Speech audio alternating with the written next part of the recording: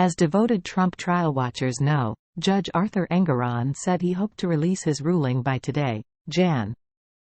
31. In the New York Attorney General's civil fraud trial against former President Donald Trump, his adult sons, Eric and Don Jr., multiple Trump-owned companies, and others.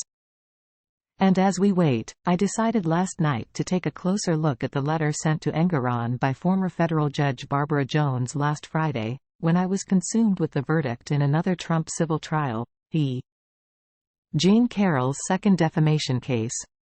You might remember that Jones was initially appointed as an independent monitor of the Trump Organization in late 2022, when the New York AG's office obtained a preliminary injunction in the case based on its initial showing of long-standing fraud throughout the organization's financial statements. Jones, whose appointment was agreed to by both sides, has served in that capacity since, and she submits semi-regular reports to Engoron. In her most recent report, as many have noted, she not only identified a variety of irregularities but also flagged something potentially more significant: the absence of any loan agreement memorializing what she understood to be a $48 million loan to Trump from Chicago Unit Acquisition, an entity affiliated with his Chicago building.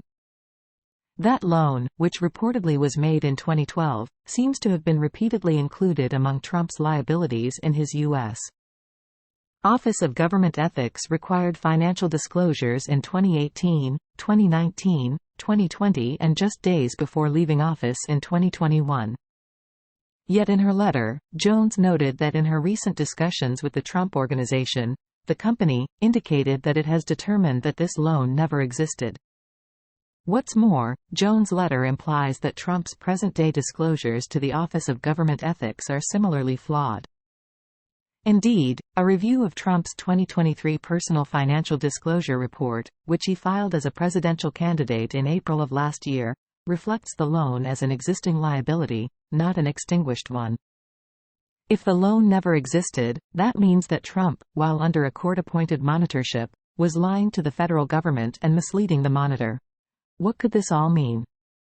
After all, Trump's team has rebutted Jones' account, insisting that executives never told Jones the loan hadn't existed and providing a recent memo, without any identifiable author, simply stating that the loan was no longer due or payable. But if there never was any loan, the consequences could be significant, though not necessarily in the way others have suggested.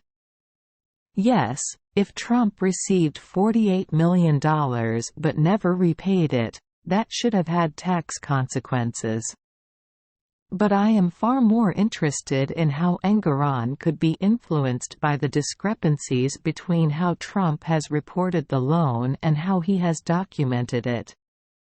Recall that the New York AG has asked Engoron not only to claw back $370 million in ill-gotten gains from Trump and the other defendants, but also to order a variety of injunctive relief that would prevent Trump and others from doing otherwise lawful acts. That relief includes bans, whether permanently for Trump or more temporarily for Eric and Don Jr., on their participation in the New York real estate industry and their service as directors and officers of New York companies. In requesting said relief, the Attorney General's office argued that the defendants not only have a demonstrated history of creating and using false financial documents, but also that their conduct is likely to recur without such measures. Why? Because, the AG's office argues, Trump and the others' unlawful financial conduct persisted throughout the Attorney General's investigation and even after the monitor's appointment.